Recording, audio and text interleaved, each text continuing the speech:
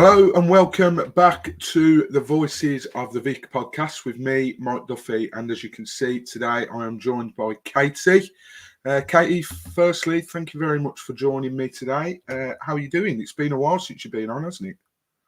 Yeah, no, I'm good. I've just been moving back to uni. It's been a couple busy weeks. Just not really had much time to settle down and do one 'cause it's just been crazy. It's been very hectic, but no, I'm happy to be back.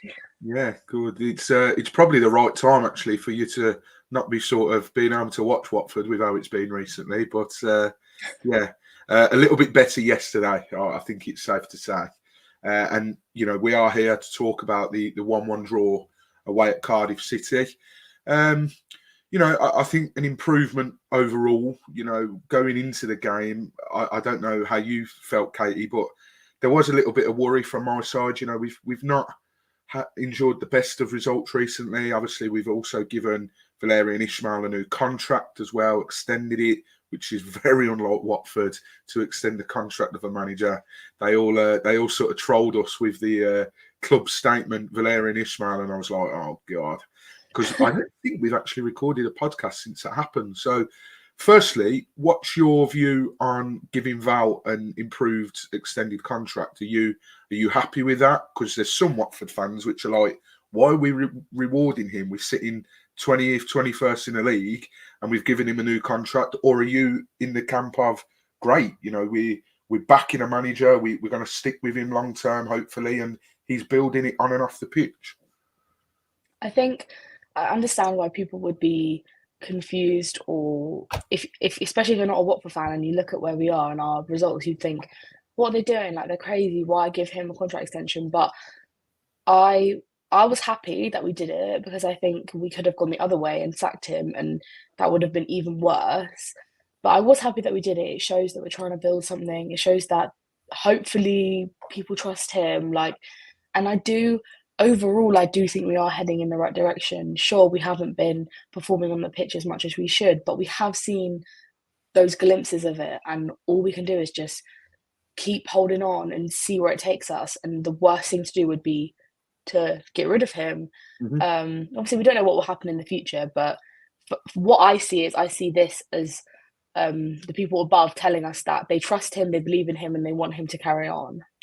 Absolutely. And I think it's a breath of fresh air for Watford fans. I mean, you wouldn't bloody think it looking at social media sometimes after the games, but it's just so nice to finally think, right, Manga's in charge of the manager stuff now in terms of he decides whether a manager is doing a good enough job. And if he doesn't think they are, then, they'll get the chop. But I like to think that, without sounding like a bit of a broken record, because we do talk about this quite a bit on the podcast, I do like to think that things are happening off the pitch. We're trying to discipline, the squad seems more disciplined, albeit, we've had 2 players dropped already this season for being late, which is typical. But, we're clamping down on it, which is the first thing. It seems from behind the scenes over the last few years that things have been quite rotten and the players pretty much get away with what they want.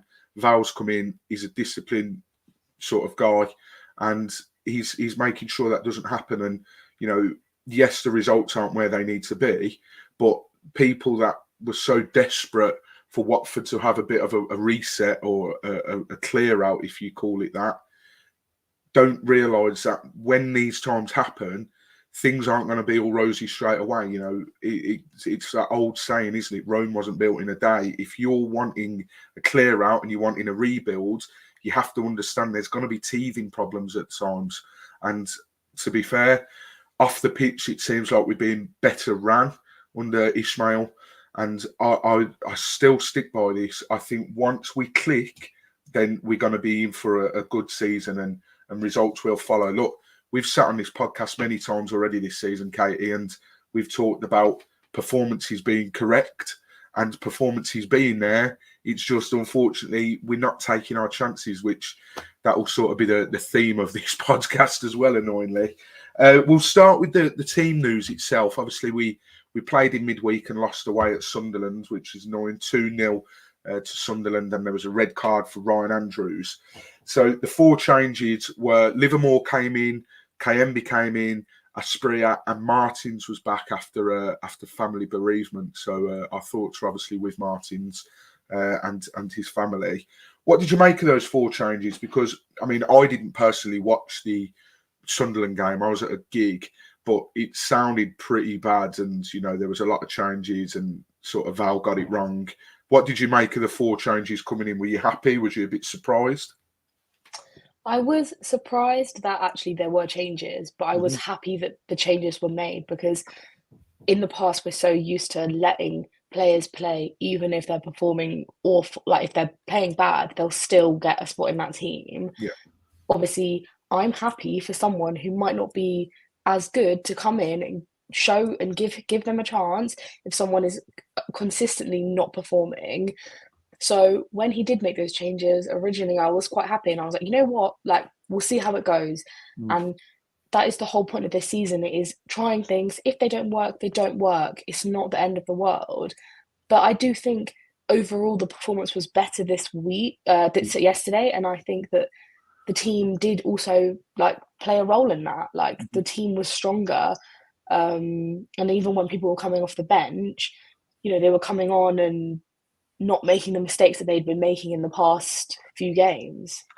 Yeah, and a lot was said, you know, if you read on Twitter after the Sunderland game, Andrew French was tweeting and, you know, they said that Valérien Ismaël kept the players in the changing room for 50 minutes afterwards and sort of held a team meeting, if you like. And it wasn't a shouty, sweary type of John Sinnott, Neil Warnock type grilling, but it was very much a case of, right, you know, there's something isn't right, let's talk it out. And there's been many sort of meetings like that in the past, you know, Trooster Kong calling 2, I think it's been that he called. And, you know, they tend to work, but definitely there has been a visible improvement in the performance yesterday compared to, you know, the previous weeks where we've just not been at the races. And that's the reason why we're sitting where we are in the table. Yesterday, I must admit, the first 10 minutes were a bit rubbish. It was almost as if, you know, both teams were sort of trying to feel each other out. How's this going to pan out? How are they going to play? It was said that Cardiff had quite a few injuries to contend with, and they had to make a lot of changes because of it. So maybe they couldn't get into their flow or rhythm because of their injuries. But to be fair, you know, the worst thing you can do at a time like Watford are going through at the moment is concede early doors and concede sort of pretty much, well, concede first, which we did, but it's how you come back with it. So first 10 minutes, nothing really to write home about, and 17 minutes on the clock, and, you know, Cardiff have already tested Daniel Bachmann. It was Carl Grant who scored against us last season for West Brom when they absolutely battered us and only drew 1-1. And then who got enough of a sort of a stab on the ball to get it away because Batman could only parry it. And then 22 minutes on the clock, one of the guys that comes into the starting 11, Kayembe, dicking around with the ball. Stupid, really. I don't know whether he was trying to play a pass, trying to be too clever, trying to be too cute. And he gives the ball straight to Grant, and Grant goes one-on-one and puts it over. I mean, you know, I just said there about the first 10 minutes being a bit crap, and then sort of 20 minutes are on the clock, and you're thinking it's looking like only one team are really going to score. And was you a little bit worried that that's the way it was heading? I mean, that's what this championship is. Every team in this league can score goals. Every team can punish the other team. Every single time we're conceding goals, it's because someone made a sloppy pass or someone made a mistake. It's never, oh, overall we played horrific. It's, oh, it was this sloppy pass for this, or, you know, the own goal at Coventry, like that type of stuff. And in this league, you can't mess around with stuff. If you have chances to score, you have to score because the other team will punish you, even if they're, you know, we always say like possession doesn't win games. It's all great having all the possession, but the other team might have one chance to score, they'll put it away and you can't get through to the goal and they'll win the game. And I just think like the first 20 minutes of yesterday, and also like for some of the other games recently, we don't come out and fight and look hungry. Like, I don't know if it's a nerves thing or if it's like a sussing it out thing, but we can never ever like get stuck in straight away, and other teams do, which is why we keep conceding really early on, because it's almost like we don't expect them to. And then when they get really in our faces, we're all like, oh my God, like what's happening? Like, I think it is this weird, like, it might even be like an ego issue. They just don't expect these teams to like come at them. And then when they do, they act like it's, you know, the end of the world. Yeah, I think that's a really good point that you make, actually, in terms of, you know, not starting on the right foot. And me and Ben have spoke endless times on this podcast, not just this season, like sort of the last 3 seasons, if you like. It's almost as if it takes an absolute rocket at half time from the manager, or it takes a goal, like you say, for us to wake up. And it's like, well, why can't we, you know, I've seen us a couple of times this season in the second half really come out the traps. Like Stoke City, for example, that second half started and we come out the traps, you know, we hit the ground running.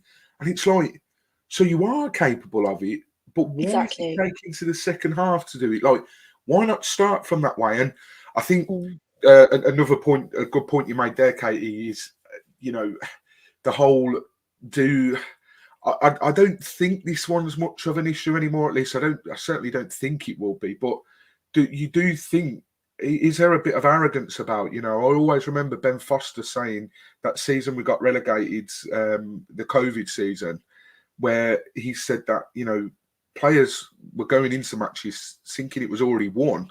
And listen, I don't think for 1 minute that the players think that we've got a strong enough squad to do that. But it does sort of make you wonder the way that we start sometimes. Do players turn up to these games and think, oh, it's Cardiff, you know, they've got a lot of injuries.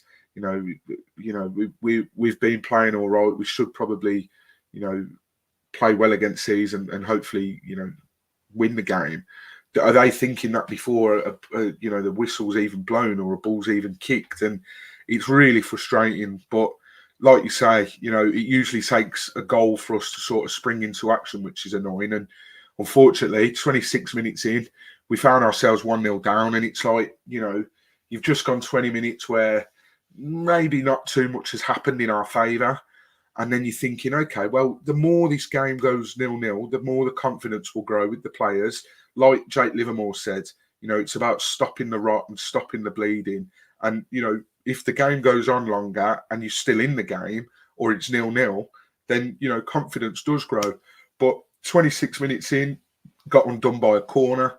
Really, really frustrating. And I wouldn't expect this defending from a Park team on a Sunday league. I watched it back just before we come live, and Watford seem persistent at the moment, Caity, of zonal marking, not having, you know, right, CRL to you mark him or who you mark him. It's whoever's, you know, around. And it's just not working. I watched it back, and basically what happens is Livermore has a man who's near enough right by backman. He then passes that man on to CRL to in front of him. All this time, the balls come in, and Mark McGuinness is at the back post. And in the end, there's Livermore and Kayembe that are closest to him, but not close enough. He's got the freedom of South Wales, and he knocks it in. Probably the easiest goal he'll score all season. But it's just deflating, isn't it, Caity? You know, like I said, 0-0. Yeah, they had a couple of chances to go ahead before that. But you're sort of thinking, okay, well, we're looking better than we have done. And then it just goes and knocks the stuffing out of you. And it was terrible defending, wasn't it? Yeah, I think goals like that, when you're conceding, they're so, like, literally, it's like a pain in your chest. You're literally like, oh my God. And I think sometimes when it comes to defending, like, sometimes 1 week we'll be amazing at defending and we're on it. And then the next week we're conceding goals all over the place. I think especially with that one, no one's ever looking at the free man or the space. It's always, okay, there's 3 players here, so we're all going to mark them. But no one's looking at the back post. And all the players are just coming in and getting straight there. Backman acts like he's seen a ghost, freezes. And, like, you know, I think it was also poor from him for that goal. He almost, like, I mean, yeah, it's coming at him fast, like, but he kind of doesn't move, and you'd expect him to just make himself as big as possible. So I think overall it was just really poor defending from everyone. But it is really disheartening because it means every time we're conceding these goals, we have to chase after them. We're never really in control of the game. I mean, we might be possession-wise, but it doesn't matter if we're 1-0 down. Like, we have to start taking control of the game in the early doors. Like, we did it at QPR. Why can't we do it anymore? Like, we saw it one time and now we can't see it anymore. Yeah, absolutely. It's really frustrating. I mean, I'll maybe stick up a bit for Backman on that one. I think, you know, the ferocity that Mark McGuinness, bloody good hit as well, to be fair to him. Yeah, it But, was. I mean, he shouldn't be in that position in the first place, you know what I mean? So, yeah, another set of poor defending, which is really annoying, you know. It's so easy to cut out. I remember the Coventry game. You look at all 3 goals they scored, gifted to them. Not one of them was right. They worked really hard, or he did really well there. Gifted all 3 goals to them, and unfortunately, it's not the first time this season that we've sat here and said we gifted them a goal. And like yesterday with that corner, we absolutely gifted it to them. And you know, Cardiff's run, form at home this season is one of the better ones in the league, and they do pick up most of their points at home in the Championship. And I think they were saying that they've only lost once at home this season. So, you know, when you go 1-0 down to a team like that, you do sort of worry. I'm just looking now. Cardiff have got the 3rd best home record in the Championship. They've played 6 times and picked up 13 points. Only Ipswich and Leicester have got a better home record, picking up 15 points. So, you know, when a team like Cardiff and you know, get a goal ahead, you sort of worry a little bit. But on the flip side, we then, like we said earlier, we sort of spring into action when we go a goal down, and we did that sort of almost, you know, straight away. I think it was only about 10 minutes or so afterwards, we have another corner, and it's another short corner routine. And I mean, I'm not fully sold on the short corners. I'm not a fan. I'm quite old school. Just get it in the box. You know, you don't need to lay it off and then cross it. Or what difference does it make? But we were close. Who got the flick on? And then I feel a bit sorry for Aspironi. So I've not actually seen anyone slate him for this. So, you know, I don't think they would, because it's harsh. But he's like right under it, and he's right on the line. Some people might look at it and think he's on the line. How has he missed it? But he's underneath it, and the angle he's at is just really awkward. So, you know, are you agreeing? You think it's really tough for him to get it in from that position? Definitely. I mean, I remember thinking at first, I was like, "Oh my God, how did you miss?" And then actually, when I was like, "Oh wait, that is quite like a hard angle." Like, he, you know, he tried his best. Like, I'm not really sure anyone could have scored from there. He was in an awkward position, and you saw how frustrated he was at the end. But I don't think anyone could have really done any better with it. No, very, very awkward angle that was. But like I say, Caity, you know, it annoying that it takes a goal, but once that goal went in for Cardiff, that's when we started playing a bit more, and that's when the chances started coming. And right on the stroke of half time, we should have been going into the break at 1-1. Perry and G has the ball, passes it back to Jack Alnwick in the Cardiff goal, and Bio, like he has been most of the season, pressing as always, really, really good press. Nicks in before the ball gets back to the Cardiff City goalkeeper, takes it round him. The ball is on his left foot. You're thinking, okay, he taps it in, and happy days. But unfortunately, we're Watford FC, and we don't do things the easy way. He obviously wanted it on his right foot. I don't know why. Even if you're not left-footed, just swing at it. It's an open goal. It is going to go in. Tries to keep it on his right, then realises that Alnwick has, you know, sort of made up the grounds that he lost from losing the back pass. And then I think by the looks of it, he tries to cut it back to Tom Dele-Bashiru. But when then he tries to cut it back, it hits off Alnwick, then hits off Bio, then goes out for a goal kick. And Tom Dele-Bashiru was like rest of us, whether you were at the ground or whether you were watching at home, he was fuming. I mean, Caity, we're going to talk about Bio in a bit, because I think he does get a lot of stick. But yeah, we'll talk about him in a bit. But he's got to be scoring that, plain and simple, hasn't he? Yeah, definitely. I mean, I don't know. I'm trying to even like visualize what he was trying to do. I mean, he probably thought, I've gone too far, I'm not going to make it, I'm going to try cut it back, and hasn't realised that, everyone's caught up with him by now. And it was literally like it was a how did you not score moment. Obviously, like, we know he's capable of scoring those types of goals, and obviously it's just one of those things. But it was it was a head and hands moment, like. It was. I mean, we'll talk about him now. I mean, he obviously he scored for us as well, and the scoring comes from the press. I mean, we were just speaking before we come live, and for me, Caity, he gets a lot of stick. Warwick Bird, who's watching, I don't know if he's still watching, he popped a comment in just as we went live, and he says, for those that are listening on the podcast, he said, the Crow works hard but needs 10 chances to convert one. Yes, he does.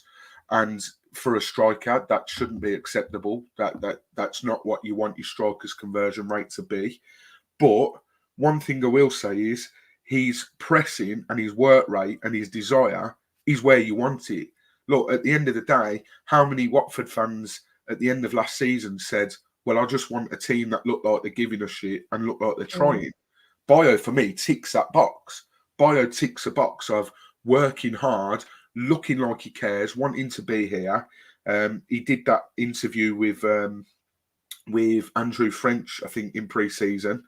And, he come across really well there. He was very confused as to why he was shipped out on loan. He just wants to play football. And he works hard for the team, which is how he got the goal. The goal, we'll talk about it now, obviously.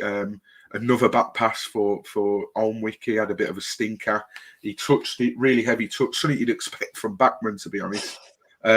Really heavy touch. And there's Bio with his pressing, gets it, and you sort of think, fucking hell, is he going to do the same again? And if I'm not mistaken, I'm sure he went with his left on the goal, which is what he needed to do in the first. I might be wrong on that, but my God, that ball slowly trickled over the line. But at the end of the day, it went in, and Bio's got his 4th goal of the season, and we were level 1-1. But Caity, what's your thoughts on Bio so far this season? Because he gets a lot of stick. Yeah, I mean, like, his goal, when I was actually watching it back, it actually goes in so slowly. The defender nearly gets Yeah, it. yeah. It's really close. Like, I was like, oh my God, like, I didn't realise it was that close. But Yeah. 100%, he gets so much stick and everybody slates him. And I actually think he's probably, like, I think he's good. Like, he scores goals. He is the type of striker who is always pressing. Like we said, his work rate is so high. He obviously wants to play football, and most obviously, yeah, he misses some chances. But I remember, like, when he came on in the Coventry game, like, he got us that goal. Like, there's a lot of times where I can think where he's scored the winner or scored goals when we need them. Like, he does well in games, and I do think he's a good player. And people, obviously, when someone misses a goal like how he did, it's so easy to just be like, oh, he's rubbish. He's rubbish. Yeah. That is Watford. As soon as someone makes a mistake, they're rubbish. They're rubbish. Like, that is kind of what we are. But I honestly think I really don't think he's bad. I think he's great. I think he really works hard, and he's got 4 goals. Like, for someone who has been messed around by the club already, and he's only been here for, like, what, 2 seasons. Like, he obviously works hard, and that's all we can ask. And I think he's only at the beginning. I think there's more to come from him. Yeah, and again, something we were talking about before we went live, I think it's really frustrating because, obviously it's not ideal that your striker doesn't score the amount of chances that he puts away. If you think the chances he's had, if he put them all away, he'd probably be on double figures by now and the top of the scoring charts in the Championship. But I think what's frustrating is his pressing game is brilliant. Like, he works hard, and like you rightly pointed out there, look at the Coventry game. He made that goal for Rajovic, the second goal for Rajovic. That come down from him pressing. And ultimately, you cast your mind back to the start of the season when we were looking at getting a striker in before Rajovic come in. We all said we need someone who's going to suit Val's system. And we all know that this season we look like we want to be pressing. and that's what Bio does. And it's frustrating because Bio really needs someone that he can play in a two alongside. He does the pressing and all the hard work and everything else, and you've got another striker that sort of just mops it up a little bit and, you know, pops the chances away. And I think that's what they had in mind for Rajovic. Rajovic were very much a sort of a fox in the box type striker. You look at his 2 goals against Coventry. I think that is the style that Rajovic is known for back in Sweden, where he was playing for Kalmar. And, you know, we thought, okay, this is going to work. This is brilliant. And it just hasn't quite worked out for Rajovic since. I feel a bit sorry for him. I don't know if he's maybe finding the demands of English football a bit tough. Look, we all expected him to take a while to bed in. After all, he's never played at this level, never played in this league. It is going to be tough for a player coming over to sort of bed into it. And hopefully he's just having a few teething problems and we can get back to him scoring goals and really fitting in. Because to me, even though he's a bit of a, you know, a lump, he's a bit weak for me and he needs to bulk up a little bit. But yeah, going back to Bio, I think he's perfect. You know, if we could have someone alongside him that could finish, and you know, we could be in serious contention. So, but I think some of the comments yesterday, I want to just read out a tweet from Ben. Watford put a post up saying alert from Bio, and it was the link to the highlights. And Ben said, yes, he should have scored in the first half, but these comments are ridiculous. He created both opportunities from him pressing, something Rajovic wouldn't have done. Bio looks a different player this season. Let's get behind him instead of against him. And I think that's a real fair thing to say. You know, yes, he doesn't score the goals that we perhaps need him to, but at the end of the day, he's pressing, he's second to none, and I think he will be such an important player this season. And I'm pretty sure as well, because of his goal yesterday, he's actually Watford's top scorer this season on 4 goals. I think Martins and Rajovic are on 3. Comment here from Joe. So him saying, Bio to get 20 goals this season, unstoppable at the moment. Who cares if he scores 1 out of 10 chances? He's scoring still.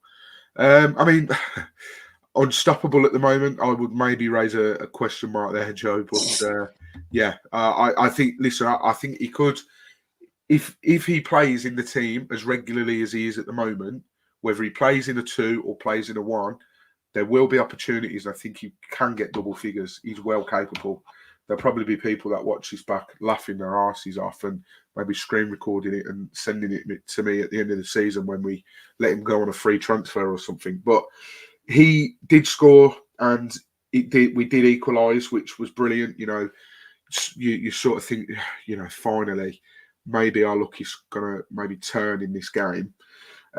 For the rest of the game then, Caity, I think it's fair to say that we perhaps were the better sides. I know maybe Cardiff had a little 5-minute spell in the second half, but that second half, for me, we looked so much better. And again, it goes back to the frustration of why can't we start games like this?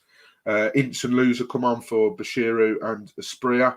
And, I mean, I don't think Loser did much, but Ince, for me, when he come on, he just looked to get forward at every opportunity and should have scored, shouldn't he, Caity? Yeah, that was bad. Yeah. But again, really. like, we can't kick them down because obviously they're going to be disappointed in themselves. Like, Bayer was probably angry at himself that he didn't score. Like, the last thing they need is us to all get down their throats and be like, you should have scored, you should have this. Like, you know, they know that they should have scored, but it is about getting in those positions because on another day it could have gone in and you just don't know. Absolutely. And I think that's what, I mean, Tom Ince for me, you know, he first really impressed me against Coventry, you know, got his first assist for Rajovic's first goal, scored against West Brom as well. And I can't remember who we were playing, but I sort of said, right, he needs to start the next game. And he did. And he didn't really seem, well, he wasn't really in the game. But yesterday I thought he'd come on and he really impressed me. I must admit as well, Espria, I don't think yesterday was his type of game. I think he really struggled to get into the game and really make a solid impact.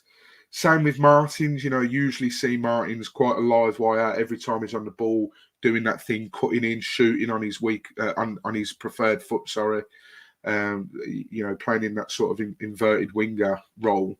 But yeah, I think yesterday wasn't really that type of game for either winger, really. But I must say, like I say, when Ince come on, I thought he looked really, really sharp.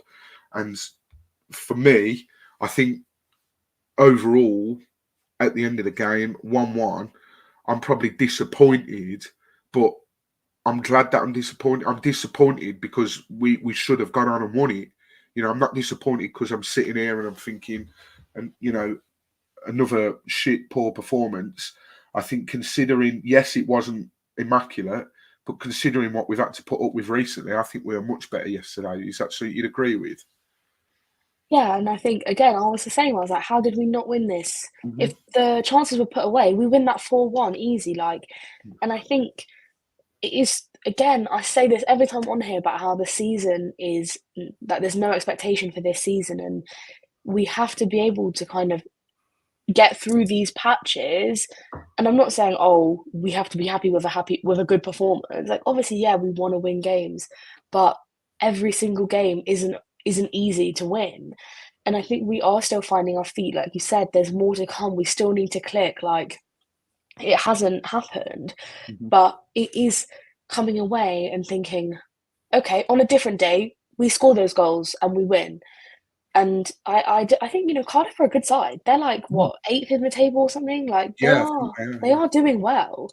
And obviously, yeah, we should have come out a bit more fighty in the beginning, but we turned it over, and the second half was a better performance, much better than Sunderland. And you just don't know with this league. One team will lose one week and then win the next. Like, it is kind of all over the place. So I think I was happy with the second half performance, and I was the same. I was like, oh my gosh, how did we not win that? Like, and I have said that almost after every game this season. Like, we should have won. We should have had more goals. So it is about being more clinical in front of goal, which I think will come. We just need to, even try different partnerships. Like, I want to see Healy play. I want to see what he has to offer, because I honestly don't understand how he's not made the team yet, considering, Yeah. He's fit, like, he can play. And, if Bayo needs help, like, put them up together as a two, like, that could be something. And I am happy that Valerian Ismail is like, he is really, like, swapping things around and still trying to change things now, not trying to stick with one team and force it to work, even if it doesn't. He is still experimenting. So I hope we get to see him at some point, because I'd really love to see what he could offer. Yeah, Warwick agrees. He says he obviously doesn't fancy Healy. Surely he needs a chance. And it is quite confusing as to why he's not getting a chance.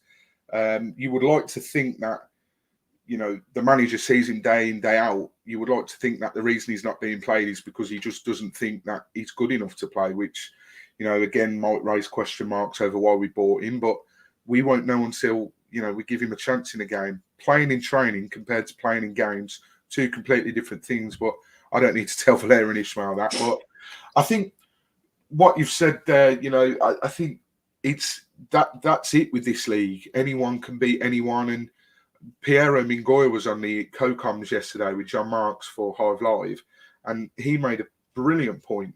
The things can change at the sort of click of a button in the championship because of the regularity of the games. It's relentless. I know we've got a bloody international break coming up, but after that we play on Saturday, Tuesday, Saturday. So you could play 3 games in a week, and you could win all 3. Suddenly you're flying up the table. And exactly at the moment as well, with how we've been playing, Jake Livermore, as I alluded to earlier, said in his post-match interview that sometimes when you're on such a bad run of form, you just need to stop the rot. And we did that yesterday. We didn't lose. Yes, we didn't win.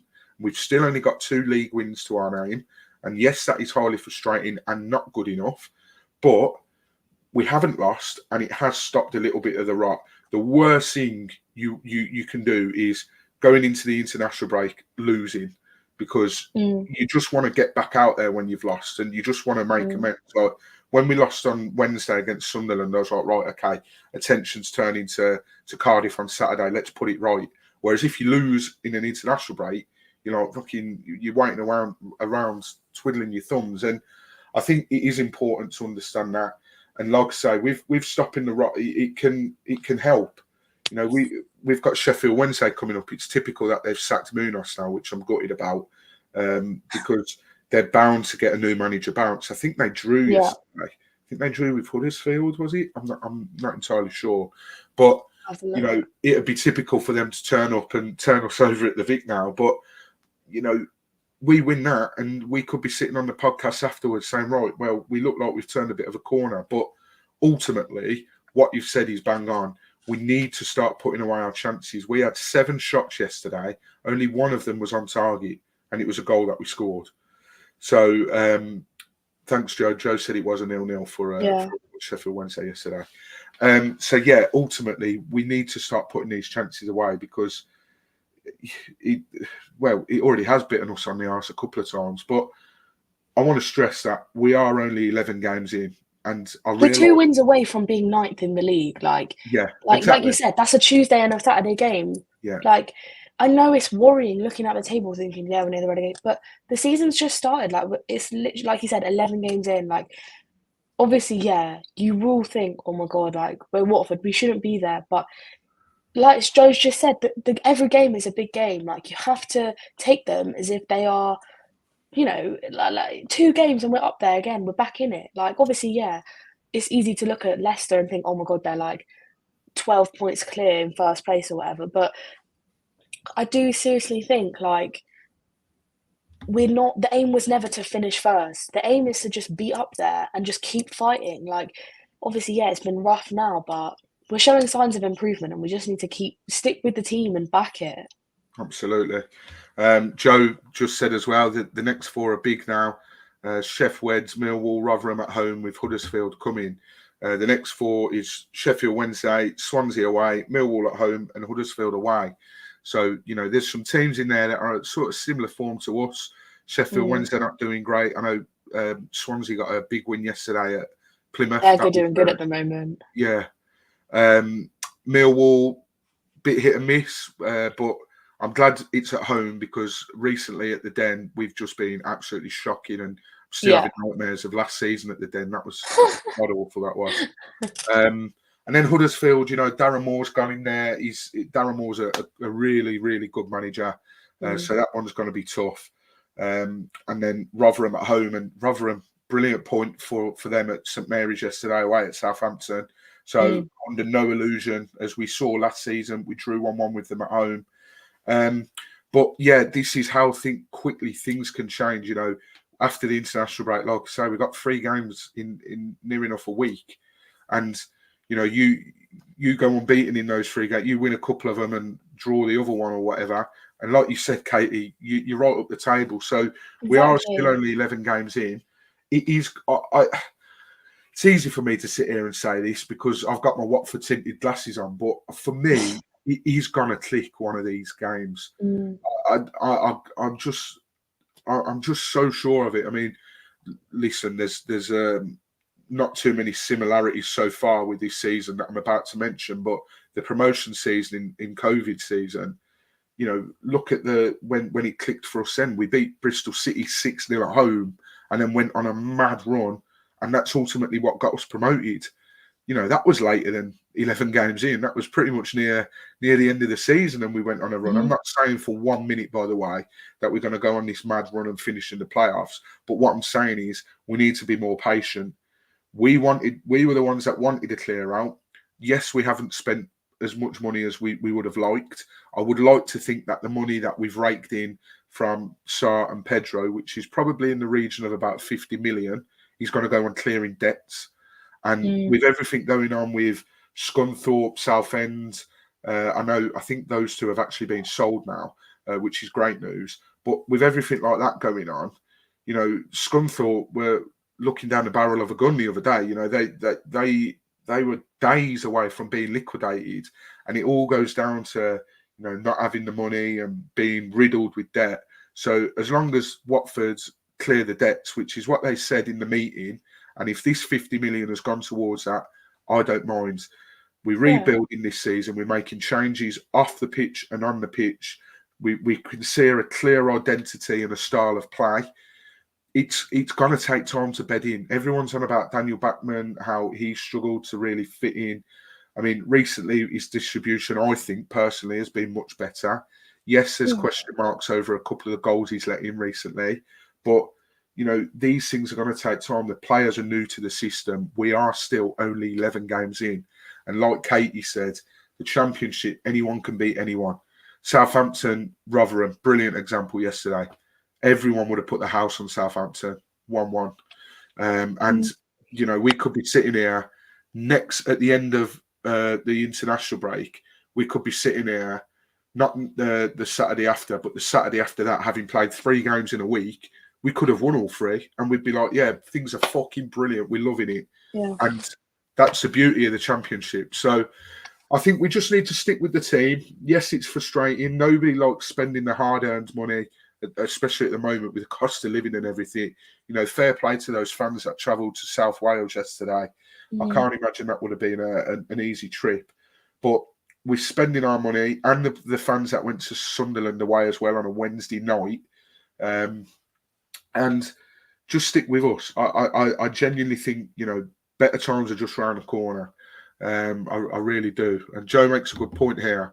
10 points off third. Playoffs aren't far away. Can't wait to see us win at Wembley in May. In Ishmael we trust. If I knew he'd said that, I should have read that before I made it sound a serious comment then. But I think there is, a little bit of a truth to be taken from that. We're not far off, the higher places in the table. And like I say, I don't think for 1 minute we're actually going to, finish in the playoffs. But I think better times are coming, and international break now, which is a bit annoying. But like I say, I'm just glad that we didn't go into an international break on the back of a defeat. But going into that Sheffield Wednesday game, obviously, they're gonna. I don't know if they're going to have appointed a new manager. I don't even know who's been linked. In fact, I'll tell you who's been linked: Oscar Garcia, our manager for like 2 games, and then he got ill. But going into that game, how are you feeling? Obviously we've been on a bit of a poor run, a better performance yesterday. But on the whole, how are you feeling going into that game against Sheffield Wednesday? I think we really have to use this game to put things right. Like, we have to Not see it as playing bottom of the league. We have to see it as a game where we need to win like 5-0. Like, we need to go out, show the team, like, you're at home, you've got to show everyone what they're capable of. Don't try and sit back and play this, let's see what they do, and then we can maybe score a late goal in the end and get a 1-1 draw. Like, we need to seriously come in there and just batter them. Like you can't take any prisoners. Like, you just have to do it, and you just have to go for it. And I really hope, international break, get rested, have, some time to really get fresh, and obviously hopefully with Martins, he'll be back to before, obviously, when he had that family stuff, that's clear his head and stuff.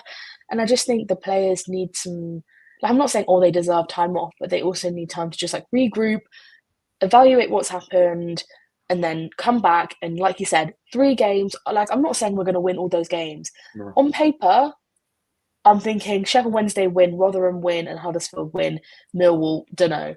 3 games, we're up there. And that's how you have to I hope that's how they would look at it, but not in the sense it's that's an easy team. Yeah. We know what they're capable of. We've seen them do it. We've seen them do it through the season. And I just think now it's time to really put it on the pitch. Absolutely. I think you're absolutely spot on. We need to use this game. Yes, they're going to have a new manager bounce. Yes, things aren't going to be as toxic now because they've got rid of a manager who's been poor. But they've got some problems off the pitch. Let's use. They've still got issues. Exactly. So we know full well if a goal goes in against us. I was led to believe yesterday when we conceded there were boos from the away end, and if you're a team in disarray or if you're a team that's going through shit times and you concede first, the fans are going to get on the back. Sheffield Wednesday have always travelled in good numbers, so I've no doubt they will pack out that away end. And a bit like QPR at the start of the season, that second goal went in, the third goal went in. We're only in the first half, and pretty much half of the away end emptied out. And sometimes you have to use that. You know, we're at home at the end of the day. I've said on this podcast before that we need to take advantage in these home games because, for me, we look stronger at home.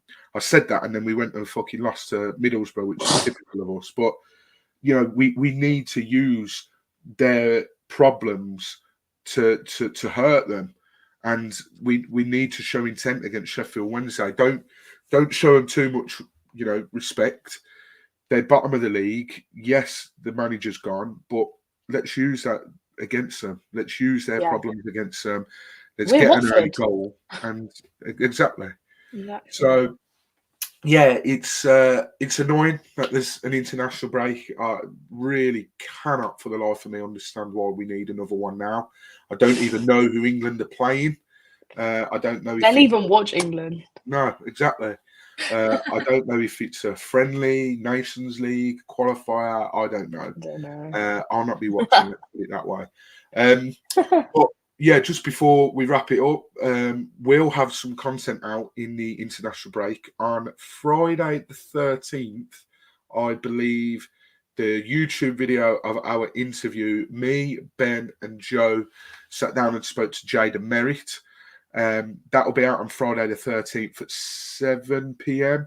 I really should sort of look at these things before come on and try and guess. It'll be out on Friday. And then the podcast version will be out on Saturday, the 14th of October at 5 p.m.